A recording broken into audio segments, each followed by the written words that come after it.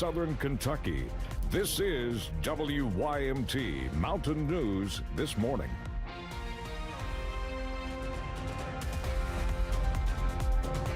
Good morning. Happy Thursday to you. I'm Amelia Lee here with you on this July 24th. We are at 5:30 this morning, and it is time to take a look at our weather with meteorologist Megan Dusmall. Megan, it is still hot outside, steamy, misty, foggy, all those words that kind of end with Y. Yeah. Hot, E, if you want to. And Thursday ends with a Y too, so maybe everything just, it's an ending in Y type of day, I guess.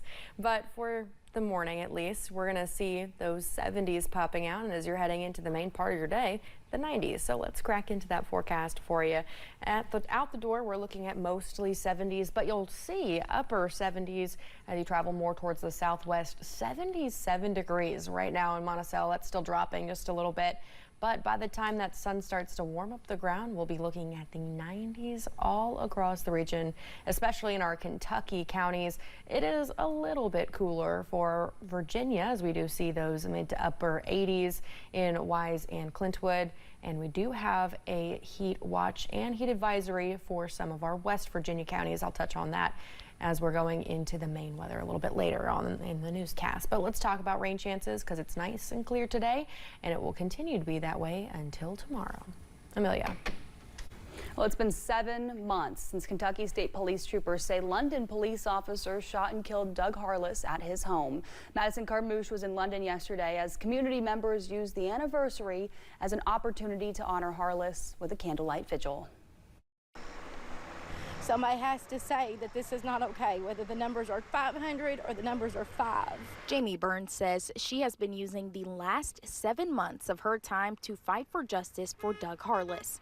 Burns says on the 23rd of each month, community members show up to honor Doug Harless with a 23-minute vigil, and they won't stop until they have answers. I wanted answers, accountability, and action to make sure it never happens again. The 3 A's, it's simple, and we have gotten none of those, and that is why we're still here, and we're going to continue to be here. Harless was shot and killed at his home after London police officers attempted to serve a warrant at 489 Van Zant Road. Harless lived at 511 Van Zant Road. We do it in this area because LPD is who started this. You know, I mean, them not doing their due diligence to check the address, check the license plates of the vehicles in that driveway. Those things led to an innocent man dying. London police officers went to Van Zant Road to serve a warrant to Hobart Buttrey. Officers say that Buttrey stole a weed eater. On Tuesday, a plea deal was reached in Buttrey's case. It's tragic, and it's tragic that it led to Doug's home, but Buttrey's not the only one that needs to be held accountable in this situation.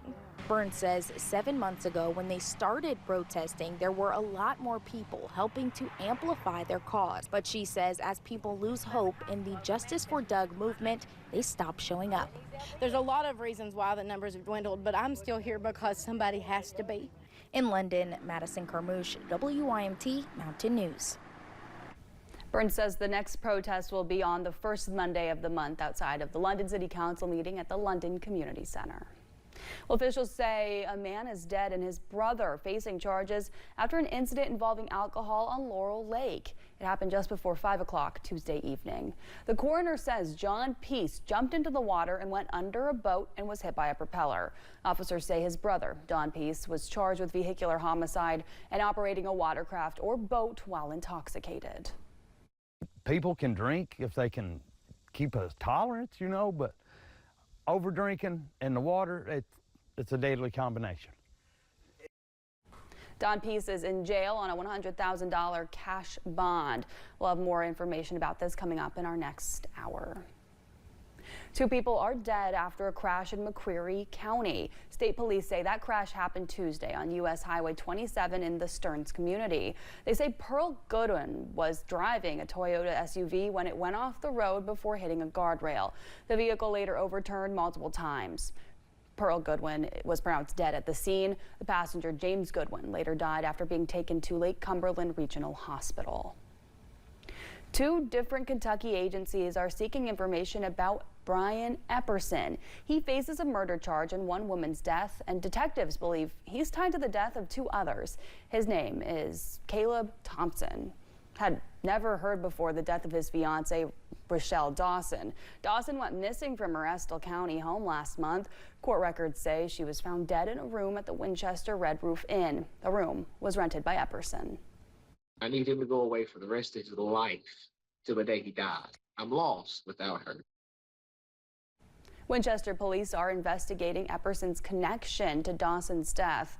All this while state police troopers investigate Eperson's possible connection to another death. Officers say Kristen Morris was found dead from a suspected overdose, this time in a rental property rented by Eperson. Troopers say Eperson is also tied to a 2024 overdose death in Fayette County. The 3 men charged in connection with the death of Amber Sprdlins are scheduled to return to court today. A pretrial conference was scheduled for M.K. McKinney, who was charged with murder in the case, along with his father, Michael McKinney, and Josh Mullins. In May, we reported Special Judge Eddie Coleman granted a venue change request in M.K.'s jury trial, going from Floyd Circuit Court to Pike Circuit Court. The Louisville Metro Police Department chief is sharing his thoughts about former officer Brett Hankinson's being sentenced. Hankinson was sentenced to nearly 3 years in prison for his role in the raid that led to Breonna Taylor's death. The sentencing comes after the Department of Justice recommended no prison time for a move the judge called a 180-degree turn from what they did during prosecution. What we control is the fact that Brett Hankinson doesn't work here anymore. So what we're going to do is we're going to learn from everything that has happened in the past, understanding the pain that it caused, both to the community, to Breonna Taylor's family, and to this department. Humphrey is the 6th chief to lead LMPD since the botched raid that killed Breonna Taylor. Hankinson's stay in prison will be followed by 3 years of probation. A Richmond man is facing charges after police in Laurel County say they found what they believe was cocaine in his possession. This incident happened on I-75 Tuesday night, about 10 miles from London. After Laurel County Sheriff's deputies pulled Logan Cottrell over, they say they found a snorting straw along with marijuana and digital scales in addition to suspected cocaine. He was taken to the Laurel County Correctional Center. Attorneys for a suspended circuit court judge have submitted a motion to have his federal fraud case dismissed. According to the motion filed on Howard Keith Hall's behalf, it argues the charges are based on false premises, that part-time county attorneys were required to work on average at least 100 hours per month, and that he submitted false payroll certifications for Michael Shane Hall. There's no response from the judge or prosecutors so far. AAA says vehicle theft tends to increase in the summer, and experts warn the crimes are getting more sophisticated. Criminals are using technology to bypass security features, and in some cases, social media challenges have encountered theft. Lori Weaver-Hawkins with AAA says in the U.S., a vehicle is stolen every 37 seconds. And even if you're not a victim yourself, AAA says you're still paying for it. Vehicle thefts cost Americans more than $8 billion with a B dollars a year. So it's huge problem. Even if your vehicle isn't stolen, it's still a problem for you because that causes insurance rates to go up for everyone. AAA recommends locking up, never leaving keys inside, and staying alert, even in your own driveway. They also encourage using steering wheels, locks, alarms, and GPS tracking as extra protection. If your car is stolen, Hawkins says to call police right away, then contact your insurance company. Well, it's easy to rely on your phone for everything while you travel, but AAA says if you lose signal or your battery dies, you could be in trouble. Experts say the best way to stay safe on the road, especially in remote areas, is to plan ahead. That includes printing out directions, bringing a paper map, and sharing your travel plans with someone you trust. If you do break down without signal, officials say you should stay with your vehicle. It's easier for help to find you. You don't want to find yourself in that situation and have no idea what you're going to do, how you're going to get to this destination, because now you don't have your smartphone to guide you. And so the first thing that you want to do is prepare ahead of time. All these steps are things that you need to think about before you ever leave your driveway.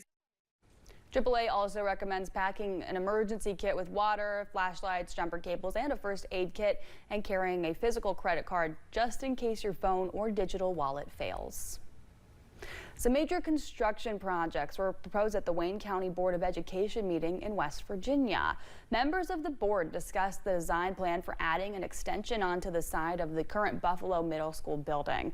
Due to a drop in enrollment at the middle school, officials say merging with the elementary school will fill the extra space within the building.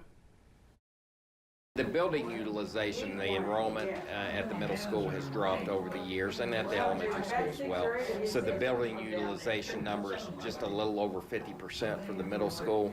So by doing this project, we're going to use that space more efficiently and raise that building utilization for the entire facility. Also at the meeting, members discussed their plans on repairing the roof at Lavelle Elementary School due to the roof being damaged from leaks in the past. Emergency officials in Logan County, West Virginia say they're dealing with a shortage of EMTs and they're working on a solution to fix a nationwide problem. Ray Bryant is the county's Ambulance Service Authority Chief of Operations. He says it's an issue that's become worse over time. To attract more employees, the Ambulance Service Authority is hosting a 4-week EMT academy, but with some extra incentives.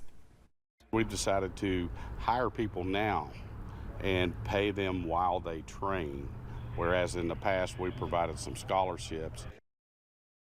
Bryant says the class starts on August 25th. If you're interested in taking the course, you can apply online at August 1st. Some parents could face a judge if their child misses too many days, even with a doctor's note in one Tennessee school district. Lawrence County school officials say they will no longer take doctor's notes to excuse a child's absence. It's part of a new effort to help their low attendance rate. After 3 absences, schools will start an intervention. If the student misses 8 or more days, the family will be referred to the Laurel County Juvenile Court for truancy. You could end up failing the grade. You could fail the course. You're going to be petitioned to court. You're not going to participate in graduation, get your driver's license permit.